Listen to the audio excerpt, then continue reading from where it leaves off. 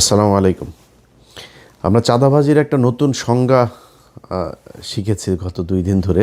আপনারা নিশ্চয়ই শুনেছেন সড়ক সেতুমন্ত্রী যিনি আছেন রবিউল ভাই, তিনি এক সংজ্ঞা আমাদেরকে শিখিয়েছেন। রবিউল ভাইয়ের চেহারাটা দেখলে আমার একটা টকশোর কথা মনে হয়। এই যে চ্যানেলের এই হিজড়াটা আছে না, সময় ইসলাম, এটা এক টকশোতে ওনারে ডেকে নিয়ে সময় ইসলাম যখনই বিএনপির কোনো লোকজনের ডাকতো, এদেরকে আওয়ামী লীগের সাথে মিলে একসাথে অ্যাটাক করতো। তো এর এক পর্যায়ে রবিউল ভাই সব খুলে টুলে দিয়ে উনি টকশোর মাঝখানেই বের হয়ে চলে এসেছিলেন। ওইটা আমার খুব মনে হয়, এবং উনি কথাবার্তাও খুব সুন্দর করে বলতেন। তো হঠাৎ করেই ধরেন বিএনপির লোকজনের এই নির্বাচনের পরের দিন থেকে ওনাদের বডি ল্যাঙ্গুয়েজ, ওনাদের কথাবার্তাগুলো শুনলেই না মনে হয় সেই আওয়ামী লীগের একটা লোক বোধহয় কথা বলছে। একদম চেহারা, কথাবার্তার ধরন, দাম্ভিকতা, এগুলো ওই ঠিক আওয়ামী লীগ যেভাবে। এই যে মন্ত্রণালয়টা, এই মন্ত্রণালয়টাও কিন্তু, এই সড়ক সেতু মন্ত্রণালয় কিন্তু ছিল কাওয়া কাদেরের। এই কাওয়া কাদেরও কিন্তু ঠিক এইভাবেই কথা শুনলেই শরীর জ্বলতো। তো বিএনপির যেই ভাইদের কথা শুনলে এত ভাল লাগতো, একদম নিজের মনে হইতো এরা আমার আমার আপনজন, আমার আপন ভাই, এরকম মনে হইতো। সেই মানুষগুলো হঠাৎ করে রাতারাতি এত চেঞ্জ হয়ে গেল, বিশেষ করে নির্বাচনের এই আগের থেকে। অনেকে আমাদের প্রশ্ন করেন, ভাই আপনারা কেন সরাসরি বিএনপির বিরুদ্ধে? এই আজকে যে বাংলাদেশ দেখছেন না, এটা আমরা অনুমান করতে পেরেছিলাম, এই জন্যই বিএনপির বিরুদ্ধে গিয়েছিলাম। তো ওনারা নির্বাচনের আগে থেকে আওয়ামী লীগের লোকজনকে করে দিবে, আপনার নির্বাচন এই রাজনীতি করার সুযোগ দিবে, সব মামলা তুলে নিবে, এই যেগুলো বলেছে, এবং সেটা এখন করছে। আপনারা দেখছেন বিভিন্ন জায়গায় অফিস টফিস খুলে দিচ্ছে। তো এটার বিএনপির সামনে ধরেন দুইটা পরিণতি এখন, যে অবস্থায় তারা চলছে সেটাতে। 1981 সালে জিয়াউর রহমান এইভাবে এই হাসিনাকে নিয়ে এসেছিল। 17 দিনের মাথায় জিয়াউর রহমানকে হত্যা করা হয়েছিল। খালেদা জিয়া, তিনি এই আপনার 96-এ যখন এই হাসিনাকে আপনার স্পেস দেয়, উনি কিন্তু 15ই ফেব্রুয়ারি একটা নির্বাচন করেছিল 96-এ। সেই নির্বাচনে আপনার জামাত, আওয়ামী লীগ কেউ অংশগ্রহণ করেনি। হাসিনা, খালেদা জিয়া চাইলে থাকতে পারতো, এমন কোনো আন্দোলন হয়নি, এমন মানুষজনও মারা যায়নি, ছেড়ে দিয়েছেন। ছেড়ে তারপরে 12ই জুন 96 আবার আরেকটা নির্বাচন দিয়েছিলেন। ওই সুযোগ দিয়ে তারা আবার 96-তে আসতে দেওয়া হয়েছে। 96-তে আসার পরে কি করেছে সেটা আপনারা জানেন। এরপরে 2001 থেকে 6 খালেদা জিয়া জোর করে থাকতে চেয়েছে, কিন্তু মানে বিএনপির সমস্যাটা হলো, বিএনপি যদি চুরিও করে, মানে ল্যাটায়া ব্যাটায়া ওইটারে পাশা পোসা হাগু দিয়া নষ্ট করে গন্ধ বানায় ফেলে। আওয়ামী লীগ সেটা খুব স্মার্টলি করে। এটাই হলো পার্থক্য। তো এরপরে খালেদা জিয়া সুযোগ তাদেরকে দিয়েছেন। সেই সুযোগ দেওয়ার পরে 2013 সালেও আরেকবার খালেদা জিয়া সুযোগ দিলেন, 14 সালের নির্বাচনের না এসে। তো এই আওয়ামী লীগ খালেদা জিয়ার পরিবারকে কতটুকু ক্ষতি করেছে, এটা ভাই আমার বলার কিছু নাই। এটা জিয়া পরিবার জানে, তাদের পরিবারের আমার বিশ্বাস যে আমার চাইতে বেশি কষ্ট তাদের জন্য হয়। এরা যদি আসে তাহলে বিএনপির পরিণতি কি হয় সেটা 17 বছরে আমরা দেখেছি। এটা নতুন করে দেখার কিছু নাই। অতএব তারা যদি এদেরকে নিয়ে আসে, এসে মনে করেন আওয়ামী লীগকে নিয়েই তারপরে করলো, তো জোর করে যদি থাকতে চায়, বাংলাদেশে খুব নিকট অতীতে আমরা এর পরিণতি দেখেছি যে সেটাতে কি হয়। বিএনপি সেই পরিণতি ভোগ করতে হবে যদি তারা জোর করে ক্ষমতায় থাকতে চায়। আর যদি তারা মনে করে নির্বাচন করবে, গণতান্ত্রিকভাবে জামাতের সাথে রাজনীতি করবে, জামাতের সাথে রাজনীতি করতে গেলে জামাত আপনারা যদি নাকি স্বর্ণ দেখায়, আপনি তো আর এই তামা দিয়ে তো তার সাথে রাজনীতি করতে পারবেন না। জামাত রাজনীতি করে নিজের পকেটের টাকা দিয়ে, তারপরে সংগঠন চালায়। আর আপনি চাঁদাবাজির টাকা দিয়ে সংগঠন চালাবেন, এরকমই হবে। এই যে রবিউল ইসলাম ভাই, উনি একটা কথা বলেছেন, মানে উনি কথাটা হয়তো খুব কৌশলে, এর আগেও তো এই চাঁদাবাজি হতো, ওবায়দুল কাদের কোনোদিন স্বীকার করেছে এইভাবে বলেছে কখনো? বলতে হবে কি, আপনি দেখেন প্রতিটা মন্ত্রী দুর্নীতিকে, এই যে এহসানুল হক মিলন দুর্নীতি করেন আগের বার, দুর্নীতির বিরুদ্ধে ব্যাপক করা হবে, সবাই দুর্নীতির বিরুদ্ধে। সব কটা মন্ত্রীর বক্তব্য দেখবেন একই রকম, এইটাই হচ্ছে স্মার্টনেস, বাংলাদেশে স্মার্টনেস এইটাই। চুরি করবে প্রতিটার পেটের মধ্যে। বাংলাদেশে এই পর্যন্ত যত মন্ত্রী গিয়েছেন সব করার পেটের মধ্যে দুর্নীতির টাকা, মানুষের ভিক্ষার টাকা, চুরির টাকা, এটা প্রতিটা মন্ত্রীর পেটের মধ্যে। এরা এই দুর্নীতি করার জন্যই এমপি হয়, মন্ত্রী হয়। আজকে যেই কথাটা রবিউল ইসলাম বলে দিয়েছেন, এইটা আগের মন্ত্রীরা বলেন নাই বা ওনার আশপাশের মন্ত্রীরা বলেন না, এটাই স্বাভাবিক। শহীদুদ্দিন চৌধুরী অ্যানি ভাই আজকে বলেছেন যে না, সড়কে কোনো চাঁদা চলবে না। অ্যানি ভাই, আপনি তো পানি সম্পদ মন্ত্রী, আপনি সড়কের মন্ত্রী বলার কে? সড়কের মন্ত্রী বলে দিয়েছেন চাঁদাবাজি চলবে, অতএব চলবে। এটারে আপনি এখন কালকে হয়তো উনি বক্তব্যটারে সুন্দর করে বলতে পারেন, তারেক রহমান হয়তো একটা থ্যাতানি দিলে হয়তো বলবে সুন্দর করে, বা এই ধরনের কথার ভবিষ্যতে বলবে না, কিন্তু চলবেই চাঁদাবাজি। উনি খুব স্পষ্ট করে বলেছেন যে সরকারি দলের যেই শ্রমিক সংগঠন, তাদের দল চালাতে টাকা লাগে। বক্তব্য কিন্তু খুব স্পষ্ট। শ্রমিক সংগঠনের এই সারা দেশে বিশাল আকারের আপনার সংগঠন, এই যে চান্দা আব্বাস ছিল শ্রমিক নেতা, তো এরা তো শ্রমিক না, এরা তো চলে। তো এরা কিভাবে চলবে? এরা চলতে হইলে আপনার ওই চান্দা তুলতেই হবে, এই ছাড়া কোনো উপায় নেই। সো আপনাকে রাস্তা দুইটা, হয় নিজে চাঁদা দিয়ে তারপরে দল চালাবেন, নাহলে চাঁদাবাজি করবেন, এছাড়া বিশাল এই দল চলবে না। এখন জামাত ইসলাম কি করে? নিজেরা চাঁদা দেয়, দিয়া তারপরে দল চালায়। একজন রুকন, তার বেতন যদি হয় 1 লাখ টাকা, প্রতি মাসে 5,000 তাকে মাস্ট তাদের কোষাগারে দিতে হবে। এটাই ওদের রাজনীতি। এখন এরকম একটা রাজনীতি করা দলের সাথে আপনি চাঁদা নেওয়া রাজনীতি করবেন, তো মানুষ তো সেটা সহ্য করবে না। সো সেই ক্ষেত্রে আলটিমেটলি যেটা হবে সেটাই। সো রাস্তা আপনার হাতে দুইটা, একটা হয় আপনাকে রাজনীতি চেঞ্জ করতে হবে, এই আপনাদের যে পলিসি সেটা চেঞ্জ করতে হবে, করে নিজের পকেটের টাকা দিয়ে নিজে রাজনীতি করবেন, অথবা শেখ হাসিনার মতো ফ্যাসিস্ট হবেন, জোর করে ক্ষমতায় থাকবেন, কোনো কথা শুনবেন না, কিছু হইলেই বলবেন যে সংবিধানের দোহাই, কারণ আপনাদের 2/3 আছে এখন, এবং এই 2/3 তো আপনাদেরকে খুব পরিকল্পিতভাবেই দেওয়া হয়েছে। এই ডক্টর ইউনূস আপনার যেদিন লন্ডনে যায় সেদিনই তিনি নির্ধারণ করে দিয়ে এসেছেন যে বিএনপি ক্ষমতায় যাবে, তাদেরকে 2/3 দেওয়া হবে, যত দুর্নীতি, চাঁদাবাজি, ধান্দাবাজি এই তত্ত্বাবধায়ক সরকার যা করে গিয়েছে এটার বিরুদ্ধে বিএনপি কিছু বলবে না, সবাইকে সেফ এক্সিট দেবে। যে দেশে থাকতে চায় দেশে থাকার ব্যবস্থা করে দেবে। এরাও থাকবে না বেশি দিন। আসিফ নজরুল ধরেন দেশে আছে, এখন থাকবে না। ওই যে আইসিটির ফয়েজ তায়েব চলে গিয়েছে, এগুলো সবগুলিরে একটা একটা করে কী কী আকাম কুকাম করেছে এই এখন ধরবো। ক্ষমতায় যখন থাকবেন তখন বলতে না পারলে ক্ষমতার পরে তো বলতে পারবো। সো এখন ধরা হবে একটা একটা করে। ফয়েজ তায়েবরে নিয়ে কাজ চলছে। তো এই আসিফ নজরুলরা এরা 2 দিন পরে দেখবেন চলে গেছে, কারণ টাকার তো অভাব নাই, দেশে থাকবে কেন? বউরে দিয়ে আপনার কালেকশন করাই তো, নিউজও তো হয়েছে, আপনারা দেখেছেন। তো এখন এই যে এরা ওই সময় বলে করে দিয়ে গিয়েছে যে তোমাদেরকে 2/3 দেওয়া হবে, 2/3 দেওয়ার সংবিধান এবার যেমনে মনে চায় তেমনে তারা কাটছাট করে তাদের মতো করে সংশোধন করবে। এইটাই ছিল হয়েছে যে এই তত্ত্বাবধায়ক সরকারের মূল এজেন্ডা। এর বাইরে এই যে সরকারটা গেল 1.5 বছর, 1.5 বছরে বহু কিছু করা সম্ভব। সবচাইতে দুর্বল আর দুর্নীতিগ্রস্ত একটা তত্ত্বাবধায়ক সরকার ছিল, যেটার আমরা বিপ্লবী সরকার বলতাম। সেই বাঞ্চোতরা ছিল সবচাইতে বেশি দুর্নীতিগ্রস্ত। এদের মতো দুর্নীতিগ্রস্ত আর একটা সরকার এই পর্যন্ত বাংলাদেশের তত্ত্বাবধায়ক সরকারে আসে নাই। এমনকি এই যে মঈনুদ্দিন ফখরুদ্দিনের যে সরকার না, আমার তো মনে আছে এদের চাইতে বহু সততা নিয়ে তারা কাজ করেছে। তো তারা আমাদের হাতে এখন ঝুলাই দিয়ে গেল একটা দুর্নীতিগ্রস্ত সরকার। এটার নিয়ে এখন আমাদের থাকতে হবে। তো বাংলাদেশের মানুষের কাছে আমার একটা জিজ্ঞাসা থাকবে যে এই দেশের মানুষ কি মানে এই ঝাড়ুদার হয়েই থাকতে চান, চৌকিদার হয়েই থাকতে চান? একটা দল ক্ষমতায় আসবে, তাদের কিছু এমপি থাকবে, মন্ত্রী থাকবে, তাদের এই এই যে পরিবারতন্ত্র, এদের চামচা হয়ে তারপরে আপনাকে থাকতে হবে। এখন এখান থেকে আপনি যদি বের হইতে চান তাহলে সিদ্ধান্ত আপনাকেই নিতে হবে।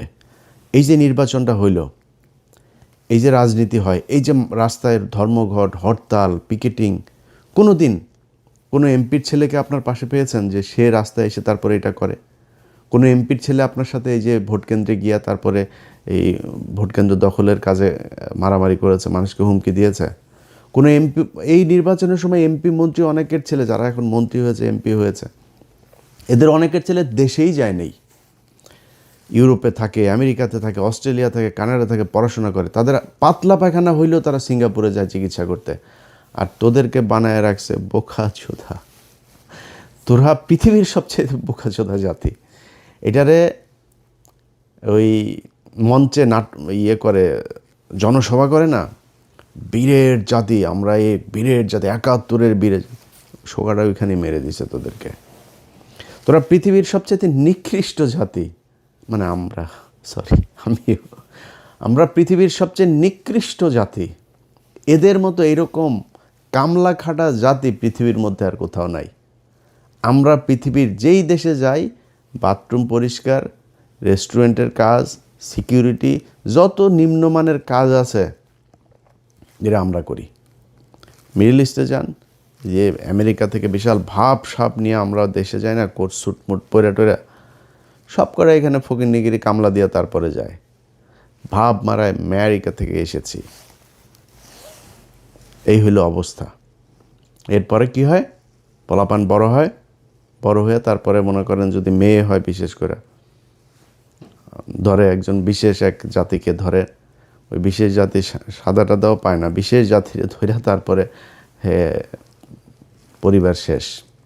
এরপরে বাপ মা বুড়া বয়সে যায়, তারপরে করে কি না এই দেশে আর থাকবো না, চলে যাই।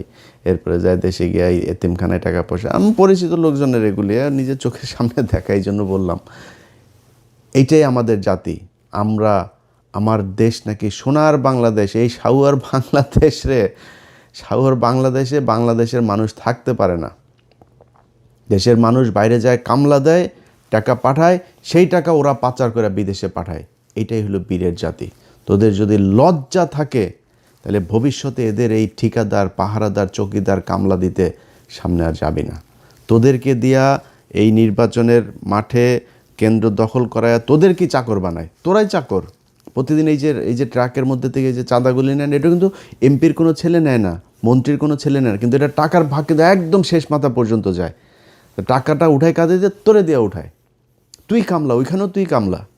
সো এই তোদের মতো কামলাদেরকে দিয়া এই দেশে এরা রাজনীতি করে এদের ছেলে মেয়েদেরকে বিদেশে পড়াশোনা করায়, নিজেদের কিছু হইলে তারপর ট্রিটমেন্ট নিতে যায় সিঙ্গাপুর, থাইল্যান্ড, ব্যাংকক। বাংলাদেশে এদের ট্রিটমেন্টও নেয় না এরা। এইভাবেই চলছে, একদম চোখের সামনে এইভাবে চলছে। প্রতিটা মন্ত্রী, এমপি, সব করার সন্তানের পেটের মধ্যে চুরির টাকা, দুর্নীতির টাকা, এই দেশের মানুষের ভিক্ষা করা টাকা এগুলি। এই যে বলেছে না যে এদেরকে চাঁদাটা নাকি এমনিতেই যারা স্বেচ্ছায় দেয়, স্বেচ্ছায় মিয়া ফাও কেউ টাকা 1 টাকা দেয়। আর যদি স্বেচ্ছায় নিতে চাস তাহলে তোর লোকজনরে বল যে থাল নিয়ে বসতে, আল্লাহর হস্তে 2টা দে, এমনি বলতে বলবে। লাঠি একটা হাতে নিয়ে, আমরা দেখি নাই এই চুয়াডাঙ্গা থেকে ঢাকায় আসতাম, মানে শুরু হয় আপনার একদম ঝিনাইদহ থেকে শুরু হইতো, মাগুরা, ফরিদপুর, রাজবাড়ী, এইদিকে মানিকগঞ্জ, সাভার, পুরোটা গাবতলী থেকে একদম পুরোটা আপনার এই চাঁদাবাজি চলতো। লাঠি একটা নিয়ে 3-4টা পোলাপান দাঁড়ায় থাকতো, এরা বিভিন্ন জায়গায় এই যে বিট করা, ওই যে বামগুলো করা, যাতে ওইখানে আসলে আপনাকে গাড়ি থামাইতেই হবে। এবং কন্ট্রাক্টর ওই জায়গায় জানতো কয় টাকা দিতে হইতো, ওই টাকা সে হাতের মধ্যে রাখতো, দিয়ে চলে আসতো, কোনো বার্গেনিং নেই, এটা ধরা বাঁধা। সো সবাই জানে আপনাকে দিতেই হবে, তাই আপনি দেন। আপনি থাল নিয়ে দাঁড়ায়েন তো দেখি স্বেচ্ছায় কীরকম দেয়। সো এটা স্বেচ্ছায় টাকা না, আপনি জোর করে ভিক্ষা নিচ্ছেন। এই ভিক্ষার টাকা একদম শেষ দলের শেষ মানুষ পর্যন্ত যায়, এটাই যায়। মনে করার কোনো কারণ নেই যে এমপিরা যে আপনার মনে করেন দলের সর্বোচ্চ নেতাদেরকে আপনার এই যে টাকা দিয়ে তারপর মনোনয়ন নিয়েছে, ও এমপি টাকা কই পায়? ও একদম একদম এই ভিক্ষুকের কাছ থেকে যে টাকাটা নেয়, ফুটপাতের যেই একজন হকারের কাছ থেকে যে টাকা নেয়, মেথরের কাছ থেকে যে টাকা নেয়, সব টাকা ওইখানে যায়। তোদের পেটে এমন কোনো অসভ্য টাকা নাই, এমন কোনো ছোট টাকা নাই যেই টাকা তোদের পেটে যায় না। সো এটাই হলো বাংলাদেশ। যারা কিনা কাজ করে খায়, তারা নিজের হালাল পয়সা তারপরে খায়। এই হালাল টাকাটারে তোরা মানে হারাম করে তারপরে এই নিকৃষ্ট এই টাকা পয়সা তোরা খাস। এটাই হলো গিয়া তোদের মানে রাজনীতি। সো এই রাজনীতি কইরা যদি নাকি তারা বাংলাদেশে ক্ষমতায় জোর করে থাকতে চায়, থাকতে পারবে। কিন্তু যদি তারা মনে করে যে কম্পিটিশনে যাবে, তাহলে সম্ভব না। এবার এই দেশের মানুষ হুমড়ি খেয়ে পড়েছিল দাঁড়িপাল্লায় ভোট দেওয়ার জন্য। কেন? কী কারণে? মানুষ এই চাঁদাবাজি, মাস্তানি, দখলবাজি এখান থেকে বের হতে চেয়েছিল। এই কারণে মানুষ দাঁড়িপাল্লাকে দেখতে চেয়েছিল যে দাঁড়িপাল্লা আসে কিনা। ধরুন দাঁড়িপাল্লা আছে, দাঁড়িপাল্লা 5 বছর পরে আরও শক্তিশালী হয়ে আসবে। আপনি সিদ্ধান্ত নেবেন যে ভালো হবেন নাকি হাসিনার মতো আরও মানে সর্বোচ্চ ফ্যাসিস্ট হয়ে তারপরে ফ্যাসিজমের মাধ্যমে এই দেশ পরিচালনা করবেন। এই দুইটা, সেটাও যে আপনি খুব বেশি পারবেন তা না। আমরা ভাই এই গত 17 বছরে দেখলাম তো, আজকে এই যে বাবারে বাবা সারা দেশ বিএনপি, আরে বাবারে বাবা সব বিএনপির লোকজন, বিএনপি সারা দেশে কোনো লোক নেই, রাতারাতি চেঞ্জ হয়ে যায় পরিস্থিতি। এগুলো আমাদের চোখের সামনে দেখা। আমরা তো জীবনের অর্ধেক বয়স পার করে ফেলছি, আল্লাহ জানি না কতদিন বাঁচায় রাখবে। তো যদি ফুল বাঁচায় রাখে তাও অর্ধেক পার করে ফেলছি। এখন ধরেন এই সময়ের ভিতরেই খুব কঠিন কঠিন সময় আমাদের এই আমরা মানে খুব সৌভাগ্যবান বলেন আর দুর্ভাগ্যবান বলেন, আমরা কিন্তু অনেক কিছু দেখেছি এটা পৃথিবীতে হয়তো খুব কম জাতি দেখবে। আমরা হাসিনার মতো এরকম এক ফ্যাসিজমের পতন দেখেছি, আমরা কোভিড দেখেছি, 1/11 দেখেছি, অনেক কিছু দেখেছি কিন্তু আমরা। সো এই যে আমরা চোখের সামনে যেগুলো দেখলাম, যে অবস্থাগুলো, এগুলো আপনাদের জন্য উদাহরণ। এই উদাহরণ দেখে আপনি যদি ঠিক না হন তাহলে তার কিছু বলার নাই। আপনার আশপাশে আজকে যত মানুষজন দেখছেন, এই মানুষ আপনার পাশে ছিল না, থাকবে না, এটা আপনারা জানেন খুব ভালো করে। আজকে যে ব্যক্তি এমপি হয়েছে সে যদি মনোনয়নটা না পেত না, বা আজকে ওই যে এই কাউয়া দেখেন, ওই যে এই হারুন পাপিয়ার ঘর জামাইটা, এর আশপাশে কেউ আছে? ওই যে কুমিল্লায় মঞ্জুর মুন্সি বাড়িঘর জ্বালাই দিয়েছে নির্বাচনের পরের দিন, কেউ ঠেকাতে পেরেছে? কেউ তার পাশে আছে? কেউ পাশে নেই। আপনার পাশে যে চৌকিদার, দফাদার, সে যেই ছিনতাইকারীটারি, যেগুলো মাদক ব্যবসায়ী এগুলো থাকে, এগুলো সবাই ওই জন্যই, কিছু খাওয়ার জন্যই থাকে, এছাড়া থাকে না আপনার পাশে। সো আজকে যারা আছে এরা থাকবে না কালকে। আর জামাত ইসলামের এক নেতার সাথে কথা বলছিলাম, জামাত ইসলাম আমি বললাম যে ভাই মনে করেন আপনাদের উপরে আবার ফের সে আগের মতো জঙ্গি নাটক সাজায় নানানভাবে আপনাদের উপরে প্রেশার ক্রিয়েট করা শুরু করলো, কী করবেন? বলছে আমরা রাজনীতি ছেড়ে দেব, আমরা মানুষ তৈরি করব। আমরা তো আর কিছু ধান্দাবাজির জন্য তো আমরা রাজনীতি করি না, আমরা সরে যাব। আওয়ামী লীগকে যদি তারা স্পেস দেয়, নিয়ে আসে, তারপরে আওয়ামী লীগকে দিব রাজনীতি করতে। আওয়ামী লীগই বিএনপিরে সোজা বানায় ফেলার একদম যা রাস্তা সেগুলো তারা জানে এবং সামনে তারা করবে। ব্যাস শেষ। আমি শুনে তাজ্জব মরে গেছি, যেমন বলে কি, হ্যাঁ, যদি এটা জামাত ইসলাম যদি এটা করে, বিএনপি যদি ধরেন এদেরকে নিয়ে আসে, জামাত ইসলাম যদি ওইটা করে, তাহলে বিএনপি বলে দল থাকবে না বাংলাদেশে, জামাত ইসলাম থেকেই যাবে। জামাত ইসলাম রাজনীতি করুক আর অরাজনৈতিক সংগঠন থাকুক, তাদের যে আদর্শ সেটা তারা বাস্তবায়ন করে নিয়ে যাবে। কিন্তু আপনি পারবেন না। আপনি ক্ষমতায় থাকলে আছেন, ক্ষমতায় না থাকলে নাই। আমরা এটা নিজের চোখে দেখেছি। একটা ককটেল ফোটার পরে কিভাবে সব দৌড় দেয়। কেউ ছিল না এদের পাশে। নিজের পার্টি অফিস, সেই পার্টি অফিসে পর্যন্ত যাইতে পারেন নাই। পার্টি অফিসের ঘরের হালকা করে এই কেচি গেটটা লাগে, আবার খোলেন, আবার এই চোর পুলিশ খেলা আমরা দেখেছি। এটাই তো বিশাল এই রাজনৈতিক দলের অবস্থা না? সো ক্ষমতা থাকবে না, আপনারাও থাকবেন না। আওয়ামী লীগ যদি নাকি আওয়ামী লীগকে আপনি করে দিবেন, আর ভারত মনে করেন আপনার চেয়ে আওয়ামী লীগকে দূরে রাখবে ক্ষমতার চেয়ে, ভারত সর্বোচ্চ জিনিস দিয়া তারপরে আপনার এই আজকে মিডিয়া দেখছেন না, যে একটা আপনার লোক না, এরা আপনাকে খাম্বা তারেক বলেছে, এরা আপনাদের খালেদা জিয়ার বিরুদ্ধে কথা বলেছে, এরা বলেছে। আপনি যান, গেল 1 বছর আগেও আপনি সময় টিভি, 71 টিভি টক শো দেখেন, তাদের নিউজ দেখেন, কত জঘন্য ভাষায় কথা বলেছে। তারাই এখনও বসে আছে, আপনি তাদেরকে টাকা পয়সা নিয়ে কিচ্ছু করেন নেই। এটা আপনারা করেছেন। এখন এদেরকে বসায় রেখে যদি মনে করেন সামনে পরিস্থিতি একটু টালমাটাল অবস্থায় আসে, তারা আপনার পক্ষে থাকবে, তারা সব আওয়ামী লীগের পক্ষে কাজ করবে, ইন্ডিয়ার পক্ষে কাজ করবে। এরা সব ইন্ডিয়ার লোক, ইন্ডিয়াদেরকে বসিয়ে রেখেছে। ইন্ডিয়া কখনোই আওয়ামী লীগকে রেখে বিএনপিকে ক্ষমতায় আনবে না। এটা এর আগে জিয়াউর রহমানের সময় প্রমাণিত হয়েছে, খালেদা জিয়ার সময় প্রমাণিত হয়েছে, তারেক রহমানের সময় প্রমাণিত হবে। সো ইন্ডিয়ার হাতে সেই চয়েস আছে। ইন্ডিয়া সবাই বসিয়ে রেখেছে ওই পারে, সুযোগ পেলেই আস্তে করে এখানে দিয়ে দেবে। চয়েস আপনার, কি করবেন?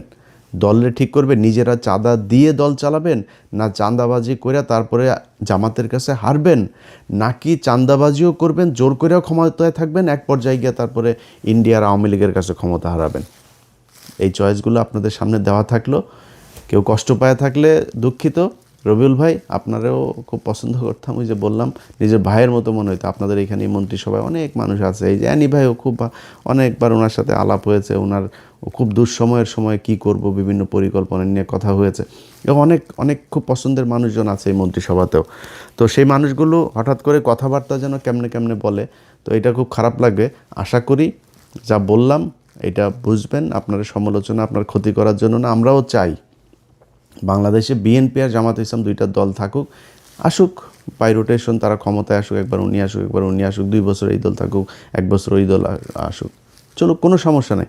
কিন্তু সবার কম্পিটিশনটা হবে ক্ষমতায় আসার জন্য না, কম্পিটিশন হবে আমি কার চেয়ে কত ভালো রাষ্ট্র চালাইতে পারি, মানুষকে কত ভালো সার্ভিস দিতে পারি, এটার উপরে।